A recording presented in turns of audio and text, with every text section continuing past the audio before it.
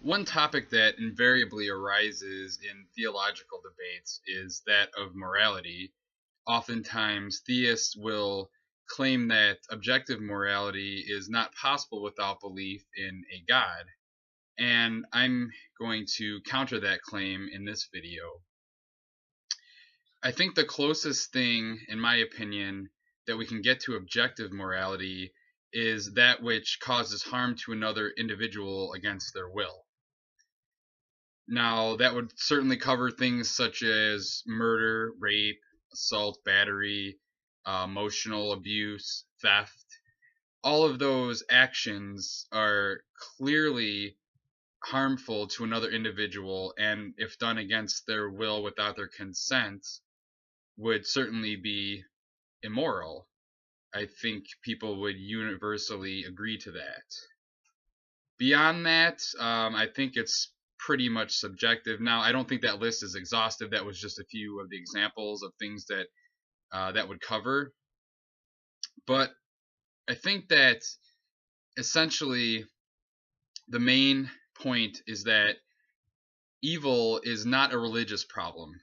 Evil is a human problem. Even if religion didn't exist, evil would still exist.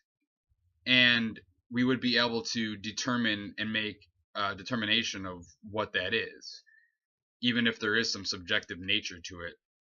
But like Potter Stewart famously said in the case Jacob Ellis versus Ohio that came before the Supreme Court regarding hardcore pornography, he stated, "I know it when I see it."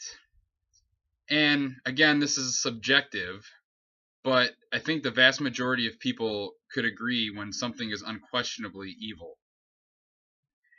Now, if religion was required for morality or made someone behave more morally, then we would expect to find a very low percentage of religious people imprisoned and an extremely high percentage of atheists in prison. Now, granted, not all laws are necessarily moral or amoral, but I think in general that would be a pretty good indicator. However, the religious comprise the vast majority of the prison population, at least in the United States. And additionally, atheists, who represent maybe about 6% of the general population, only make up 1% or less of the prison population. We would expect to see quite the opposite if religion helped you behave more morally. You would think that atheists, even though they are only a small part of the population in general, would be the majority of the prison population. But we don't see that. Now, many religious people make moral arguments against harmless actions, such as Christian opposition to homosexuality. They use their claim to moral superiority to oppress homosexuals. And homosexuals aren't doing anything wrong or harmful. They're simply having consensual relations with another consenting person. So, in that aspect, I would argue that religion makes you less moral because it gives you false morals to kind of enforce and follow. Now, regardless of if you accept that Jesus came to uphold the Mosaic law, the fact that remains that Yahweh himself condoned and or committed acts of rape, slavery, and genocide in the Old Testament. At no point in time are any of these acceptable. If someone today committed acts such as these and attributed them to commands from God, they would be sent to prison or a mental institution. But since events like these happened 3,500 years ago, Christians just accept it? Talk about moral relativism.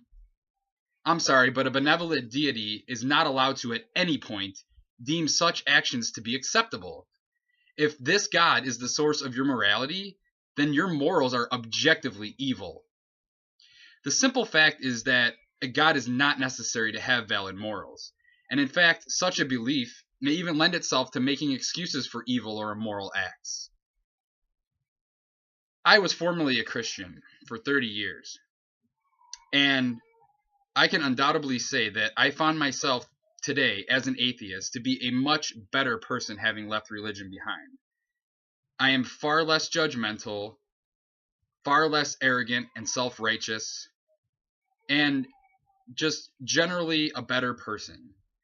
Religion controls you, and it gives you ideas of what is right or wrong, and you just accept them without even critically thinking about it because that's what God wants. So I think I've made it pretty clear that you do not need to believe in a God to have morals, to be a moral person or a good person.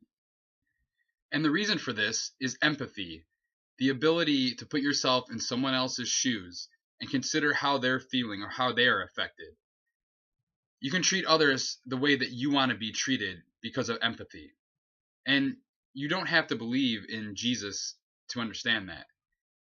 In fact, that idea didn't even originate with Jesus or with Christianity. But even if it did, it wouldn't speak to the veracity of the Bible or of Jesus's divinity.